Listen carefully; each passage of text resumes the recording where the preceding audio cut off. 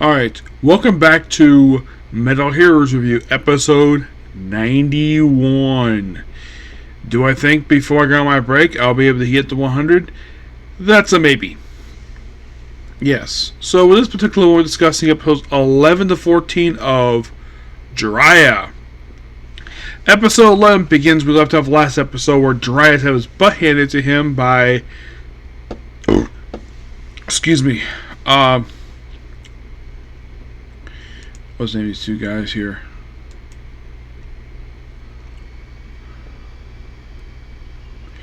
I know it was the son of the fire ninja. I remember that. One of them is that one. The other one turns to the drunken ninja too.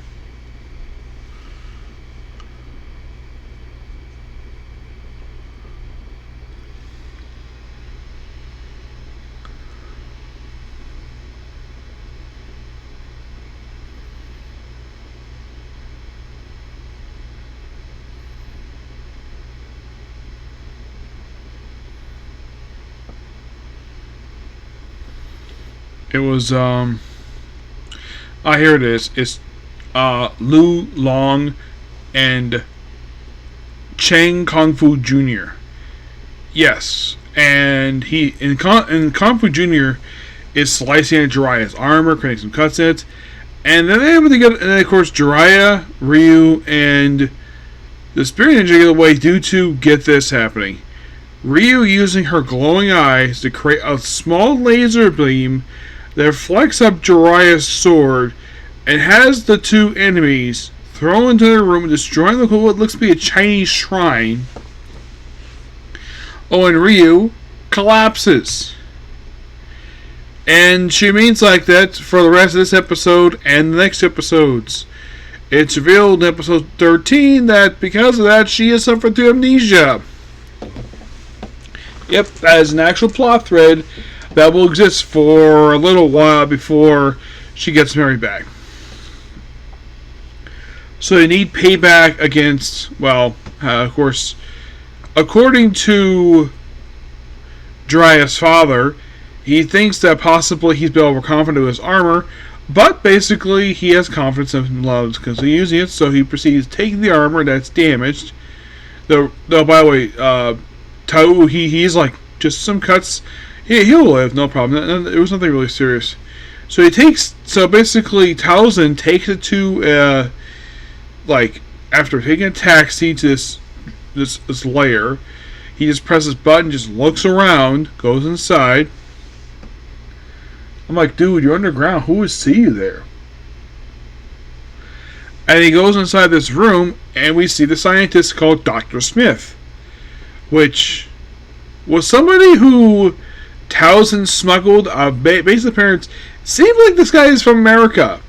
He smuggled it from America to Japan because apparently he wanted to create this other science stuff. So, and apparently it's revealed in this scene he actually is the one who made the Jiraiya suit. So it's like, okay, it's damaged, so we use the pieces meteorite, replicate the armor. So he fixed the armor, and then later on he basically gave thing shoulder pads that are detachable, along with a golden choker, and get this, goggles to cover the eye holes. I'm like, that's interesting. Tao sees this, like, oh, what's this? And he puts all of it on, and defeats the two enemies really easily. Like, yeah, they pretty much can't, like, basically they were just introduced in the previous episode, and it's like this episode, they pretty much were reduced to, like, just cannon fodder for new armor, and that's the last see of them. But it's interesting for 11 for this, where it starts a new plot thread, we debut new armor. Good stuff here. In 11, now in 12 is interesting to say the least. Where it's like,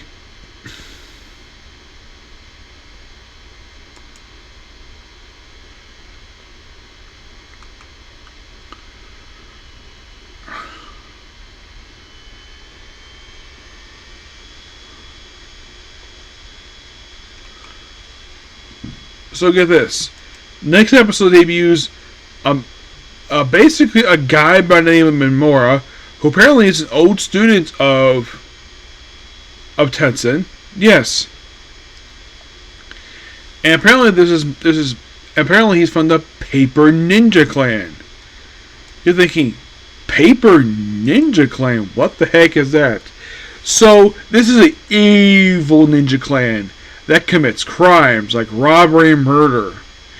And this guy wants to leave his clan with his daughter. Oh yeah, and then of course the Paper Clan decides to send out this fugitive hunter named Oja, who it's revealed when I looked up. Apparently, this guy is played by the actor who plays the star of the next military series,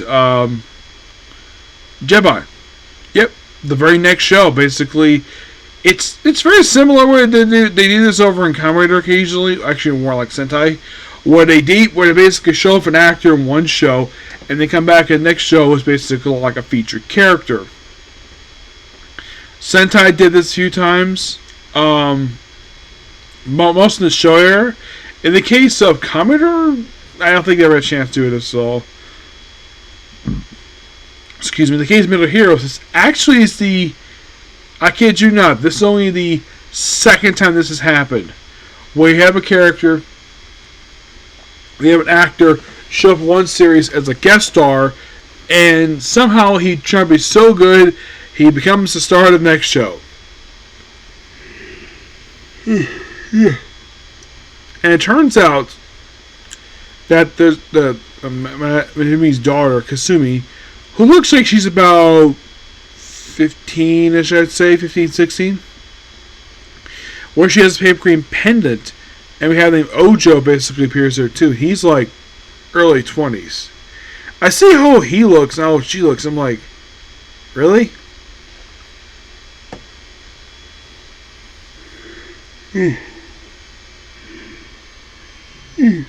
Excuse me. So, he does die at the hands of not the fugitive ninja, but actually the Sorcerer's Clan. Yes. Which, of course, they're working with Paper Ninja, and, of course, his mask was destroyed by Toao, and Oja basically takes daughter and goes live with her for a happy life, and they ran off here. Per se. It's a very interesting episode. It's like we debut a brand new character here, who's been a couple of times after this. In 13, this actually reveals the whole thing of like, oh, that the Ryu's got amnesia. So,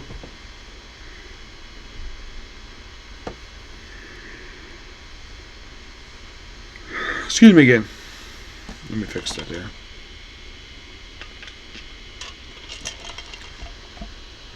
So basically, the Yoda family proceeds to go with here's on vacation, but in actuality, basically they're training. It's a training trip where when Toha, where he's attacked by 7 ninjas, and there's all those other ninjas. There's the Feast Ninja,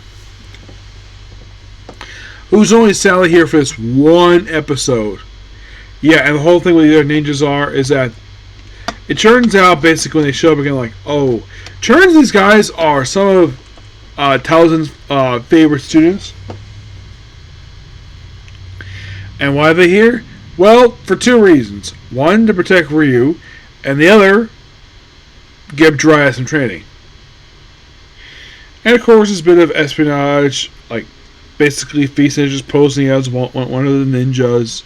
Really cool episode. I actually kind of enjoyed this one. 14 is basically starts out with stuff being blown up, and to suspect it's a ninja known as Rocket Man. And no, I don't think basically this character is named after the Elton John song. I highly doubt it. He's called this because he's known for fighting bazookas, and we see him in ninja garb later on. Despite having his mask kind of looks like an upside down rocket, some people might mistake it for him being a member of the Ku Klux Klan, given the fact he dressed all in white and his mask looks very similar to the sheets the KKK know for wearing. It is very similar to that. And he's here purely because he's being framed by the Demon Clan for while attacking these targets. There's also with a train. This is a really cool episode. Yes, of course, that Jiraiya that uses sword to kill 3 crow ninjas, but really cool here. This was a fun episode. So far, 14 episodes in. So far, there's not a single bad episode so far for this one. And like I said, I've been thoroughly enjoying it. As of right now, this overall for the whole series, excuse me, there is exactly 36 left to go for the whole series. Before I go my break, 22. So we got still a little while to go before we cap it off here. Yep. But yeah, that's particularly a particular view. Please make sure to like, comment, subscribe, turn notifications. Next we have 2 comment corners. 1 comment corner, and then it's on to Fire Force. Okay? Next video. Bye.